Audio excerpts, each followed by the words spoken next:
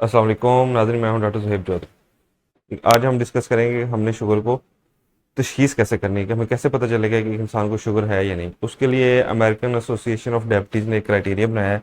आज मैं वो यही वर्ल्ड वाइड फॉलो हो रहा है और यही मैं आपके साथ डिस्कस करूँगा। ठीक है, अब इसमें 3-4 तरह के टेस्ट हैं।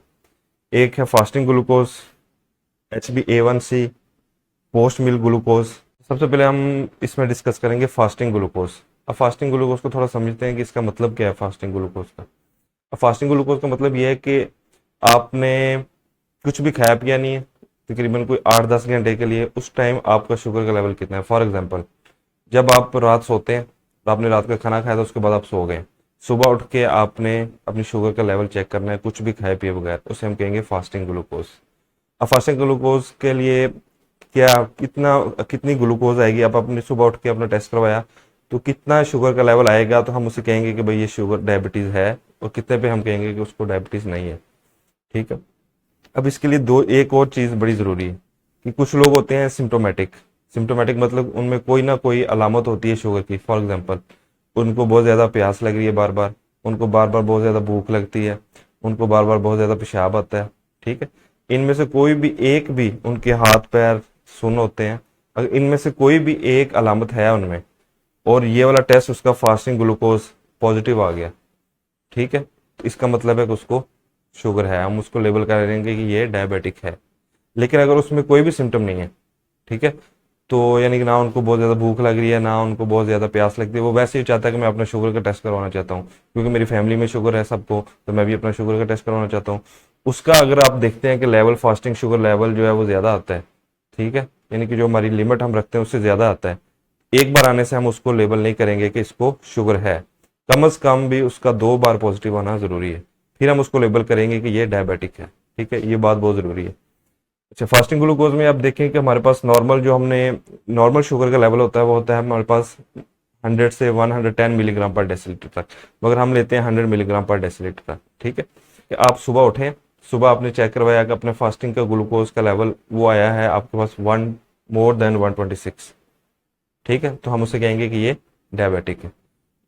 अगर आपने रात खाना खा के आप सो गए हैं, सुबह उठे हैं, सुबह उठ के आप डॉक्टर के पास गए हैं या किसी लेबोरेटरी वाले के पास गए हैं, या आपने खुद ग्लूकोमीटर से चेक किया है और आपका शुगर का लेवल आ रहा है more than 126, ठीक है, और आपको कोई सिम्टम भी है शुगर का, जैसे कि आपको बहुत ज़्यादा प्यास लग रही है, भूख लग रही है, ठीक है, और आपका शुगर का लेवल है 1 more than 126, हम इसे कहेंगे डायबिटिक है।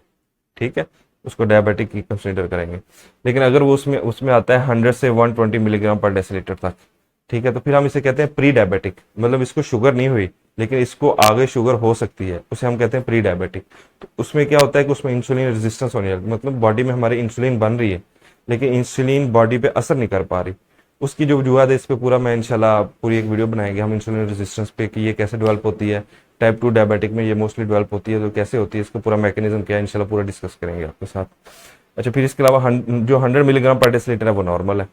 ठीक है, अब 100 मिलीग्राम पर डेसीलीटर नॉर्मल का क्या मतलब है। अब देखिए, हमारे पूरे बॉडी में अगर एक 70 kg का नॉर्मल बंदा है, ठीक है, उसकी बॉडी में तकरीबन 5 लीटर ब्लड होता है।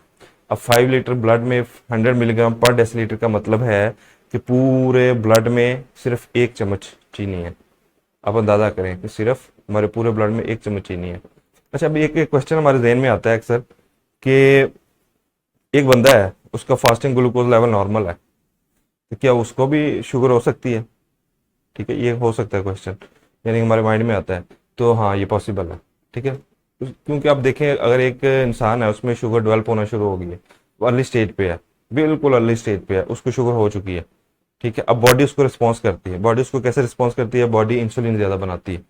अब देखिए, मैंने शुगर 1 चम्मच चीनी खाई, ठीक हो गया, अब मेरी बॉडी में ग्लूकोज गया, इंसुलिन बनी, ठीक है, अब इंसुलिन बनी और उसने काम किया, ग्लूकोज ब्लड से निकाल के बाहर फेंक दिया। लेकिन एक बंदा जिसमें इंसुलिन रेजिस्टेंस डेवलप हो गई है, इंसुलिन बन रही है लेकिन असर नहीं कर पा रही, अब उसमें क्या होगा, मैं 1 चम्मच ग्लूकोज खाऊंगा तो जहाँ पे 10 इंसुलिन के मॉलिक्यूल निकलने थे वहां पे 50 निकलेंगे, क्योंकि 10 तो असर नहीं कर पा रहे, और ज्यादा निकले और ज्यादा, तो इन लोगों में क्या होगा कि इंसुलिन का लेवल थोड़ा सा ज्यादा होगा नॉर्मल इंसानों। तो इसमें हम क्या कहते हैं, मॉर्निंग इंसुलिन लेवल चेक करेंगे। ये टेस्ट आमतौर पर हमारे पास नहीं होता, लेकिन ये एक तरीकाकार है जिससे हम चेक कर सकते हैं कि हमारे पास एक नॉर्मल पर्सन जिसमें फास्टिंग ग्लूकोज नॉर्मल आ रहा है, उसमें भी शुगर हो सकती है। ये बहुत अर्ली स्टेज पे होती है। अच्छा, अब हम तीसरा टेस्ट देते हैं जिसे हम कहते हैं HbA1c, या इसको हम A1c भी कहते हैं।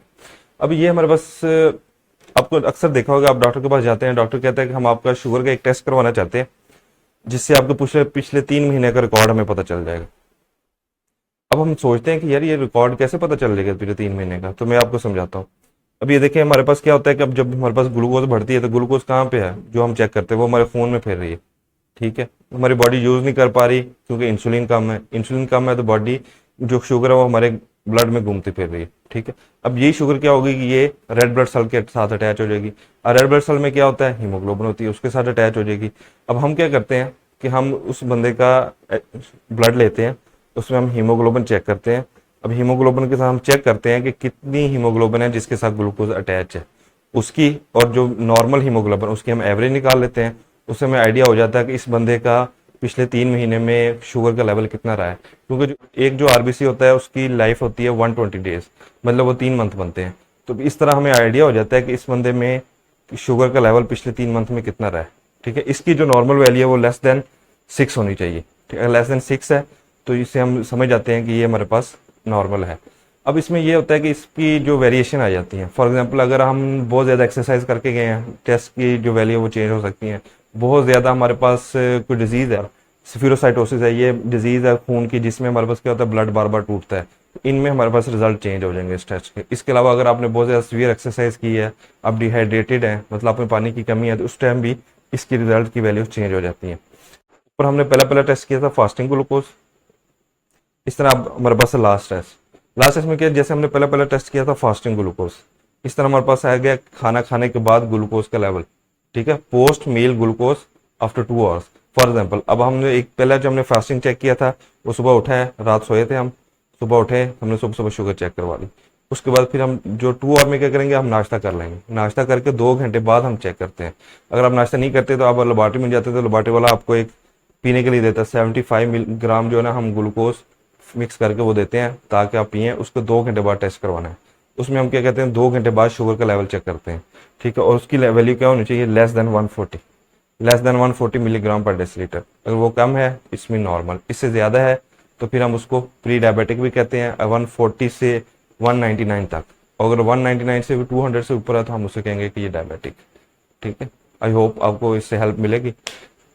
इस वीडियो का मकसद ये नहीं है कि आप खुद जाएं और आपका अपना डॉक्टर के मशवरे के बगैर डायग्नोसिस बनाना शुरू हो जाए और अपनी मेडिसिन स्टार्ट कर दें। इसका ये है कि आपको जो आप टेस्ट करवाते हैं शुगर के लिए, आपको बेसिक आइडिया होना चाहिए कि इनके पीछे क्या साइंस है। ठीक है, ताकि एक आम आदमी भी जान सके कि इसका इन टेस्ट का क्या मकसद है, हम सुबह सुबह उठ के क्यों करवाते हैं, 2 घंटे बाद क्यों करवाते हैं, HbA1c जो है वो 3 महीने का रिजल्ट हमें कैसे बताता है।